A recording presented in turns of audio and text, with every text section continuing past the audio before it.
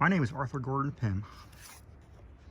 My father was a respectable trader in C-stores at Nantucket, where I was born. My maternal grandfather was an attorney in good practice. He was fortunate in everything and had speculated very successfully in stocks of the Edgerton Bank, New Bank, as it was formerly called.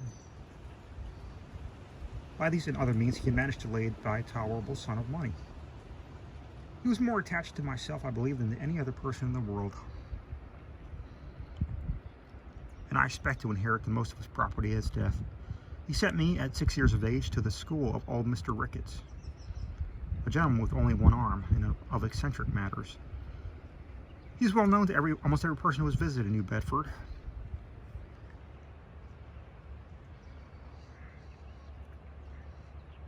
I stayed at his school until I was 16, when I left him for Mr. E. Ronald's Academy on the hill.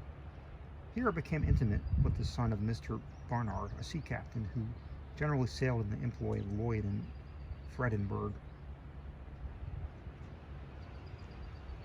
Mr. Barnard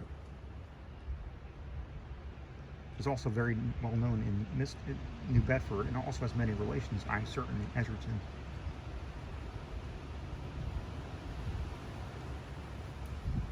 His son was named Augustus, and he was nearly 2 years older than myself. He had been on a whaling voyage with his father on the John Donaldson and always was talking of his adventures in the South Pacific Ocean. I used frequently to go home with him and remain all day, sometimes all night. We occupied the same bed, and we would be sure to keep me awake until almost light, telling me of his stories of the natives of the island of Tinian and other places he had visited in his travels.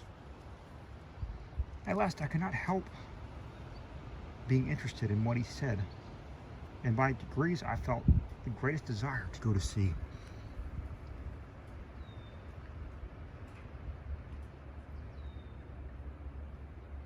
I owned a sailboat called the Ariel, and worth about $75. She had a half-deck or cuddy.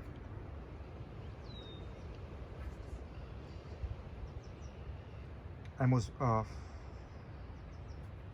rigged sloop fashion. I forget her tonnage, but she would hold 10 persons without much crowding.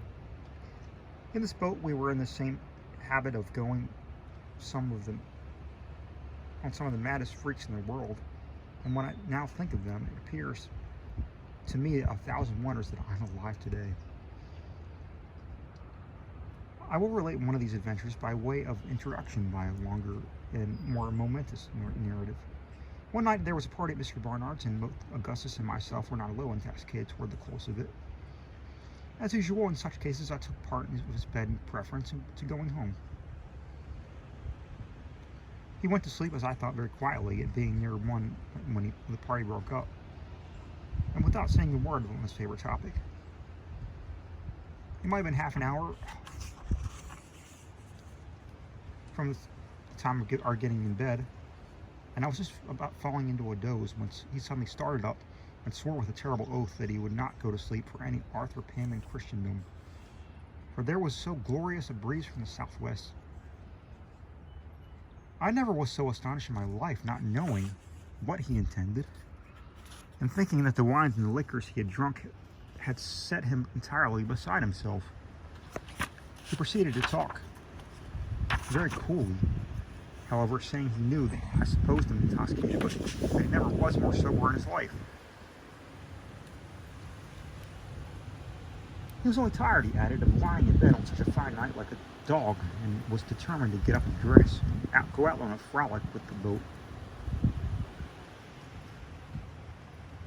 I can hardly tell what possessed me, but the words were no sooner out of his mouth than I felt a thrill of the greatest excitement and pleasure, and thought his mad idea one of the most delightful and most reasonable things in the world. It was blowing almost a gale, and the weather was very cold, it being late in October. I sprang out of bed nevertheless in a kind of ecstasy, and told him I was quite as brave as himself, and quite as tired as he was of lying in bed like a dog, and quite ready for any fun or frolic as any Augustus Barnard in Nantucket. We lost no time in getting on our clothes and hurrying down to the boat. She was lying at the old decayed wharf by the lumber yard of Pankey and Company, and was almost thumping her side out against the rough logs. Augustus got into her and bailed her, for she was nearly half full of water. This being done, we hoisted jib and mainsail, kept full, and started boldly out to sea. The wind, as I before said, blew freshly from the southwest. That night was very clear and cold. Augustus had taken the helm, and I stationed myself by the mast, on the deck of the cuddy. We flew along at a great rate, neither of us having said a word since casting loose from the wharf. I now asked my companion what course he intended to steer, and what time he thought it probable we should get back. He whistled for a few minutes, and then said, crustily, "I am going to sea. You may go home if you think proper." Turning my eyes upon him, I perceived at once that, in spite of his assumed nonchalance, he was greatly agitated.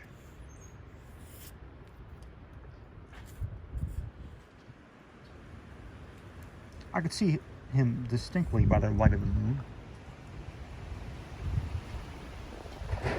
His face was paler than any marble, and his hands shook so excessively that he could scarcely retain hold of the tiller. I found that something had gone wrong and became seriously alarmed. At this period, I knew little of the management of the boat, and was now depending entirely upon the nautical skill of my friend. The wind, too, had suddenly increased, and we were fast getting out of the lee of the land. Still, I was ashamed to betray any trepidation. For almost half an hour we maintained a resolute silence. I could stand it no longer, however, and spoke to Augustus about the propriety of turning back. As before, it was nearly a minute before he made answer, or took any notice of my suggestion. "By and by," said he at length. "Time enough. Home by and by." I had expected such a reply, but there was something in the tone of these words that filled me with an indescribable feeling of dread.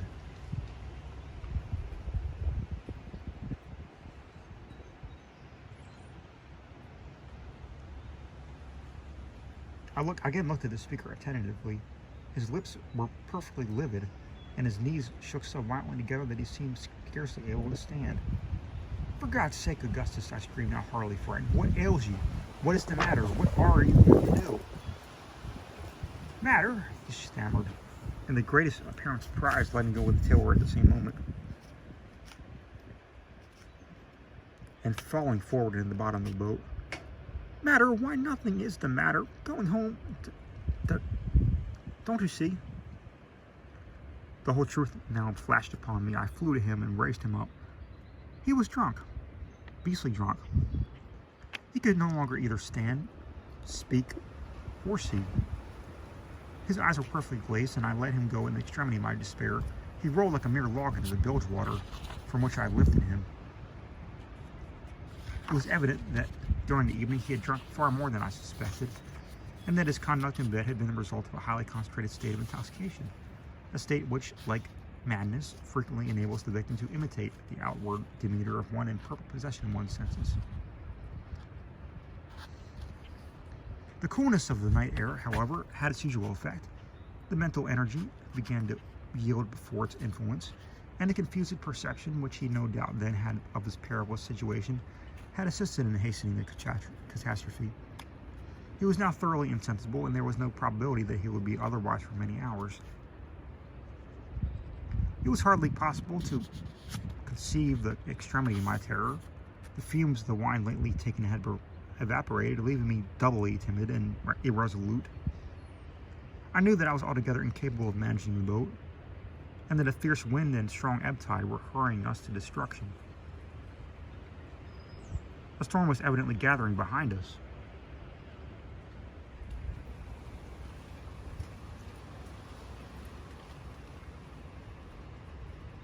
We had neither compass nor provisions, and it was clear that if we held our present course, we should be out of sight of land before daybreak. These thoughts, with a crowd of others equally fearful, flashed through my mind with a bewildering rapidity, and for some moments paralyzed me beyond the possibility of making any exertion. The boat was going through the water at a terrible rate, full before the wind, no reef in either jib or mainsail, running her bows completely under the foam. It was 1,000 wonders she did not broach to. Augustus having let go of the tiller, as I said before, and I was being much too agitated to think of taking it myself. By good luck, however, she kept steady, and I gradually recovered some degree of presence of mind. Still, the wind was increasingly fearfully, and whenever we rose from a plunge forward, the sea behind fell combing over our counter and deluged us with water.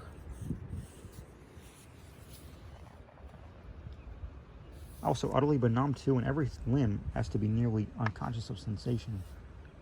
At length I summoned up the resolution of despair, and rushing to the mainsail let it go by the run.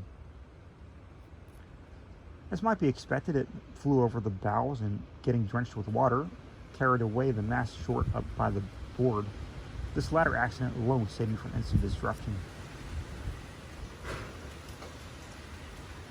Under the jib only, I now boomed along before the wind, shipping heavy seas occasionally, but relieved from the terror of immediate death. I took the helm and breathed with greater freedom, and as I found that there yet remained to us a chance of ultimate escape. Augustus still lay senseless in the bottom of the boat, as there was imminent danger of his drowning, the water being nearly a foot deep just where he fell. I contrived to raise him partially up and keep him in a sitting position by passing a rope around his waist and lashing it to a ring bolt in the deck of the cuddy. Having thus arranged everything as well as I could in my chilled and agitated condition, I recommended to God and made up my mind to bear whatever might happen with all the fortitude of my power.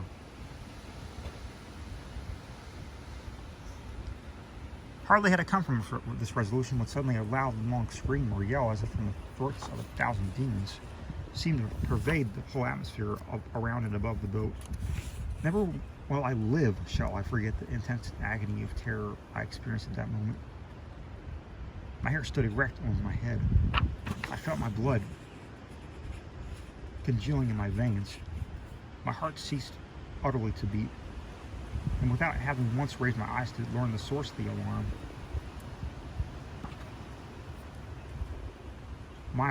I tumbled headlong and insensibly upon the body of my fallen companion. I found myself upon reviving in the cabin of a large whaling ship, the Penguin, bound to Nantucket. Several persons were standing over me, and Augustus, paler than death, was busily occupied in chafing my hands. Upon seeing me open my eyes, his exclamations of gratitude and joy excited alternate laughter and tears.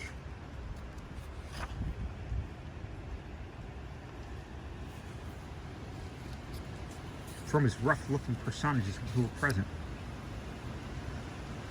The mystery of our being in existence was now soon explained. We had been run down by the whaling ship, which was close hauled, beating up to Nantucket with every sail which she could venture to set, and consequently running almost at all right angles to our own course.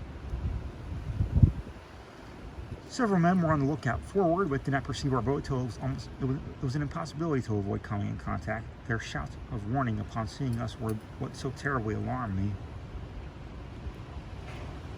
The huge ship, I was told, rode immediately over us with as much ease as our own little vessel would have passed over a feather, and without the least perceptible impediment to her progress.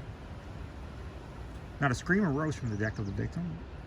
There was a slight grating sound to be heard mingling with the roar of the wind and water, as the frail bark which rubbed up for a moment along the keel of her destroyer. But this was all. Thinking of our boat, which we remembered was dismasted, some mere shell cut adrift, as useless, the Captain ETV, block of New London, was for proceeding on his course without troubling himself further about the matter. Luckily, there were two of the lookout who swore positively to having seen some person at our helm, and represented the possibility of yet saving him.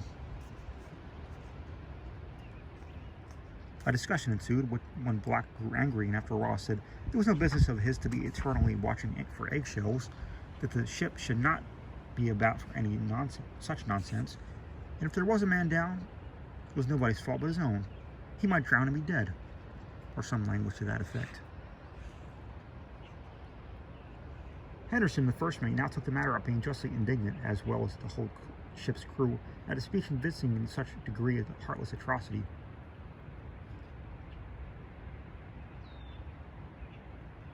He spoke plainly, seeing himself upheld by the men, told the captain he considered himself a subject fit for the gallows, and that he would disobey his orders if he were hanged for the moment he set foot on shore.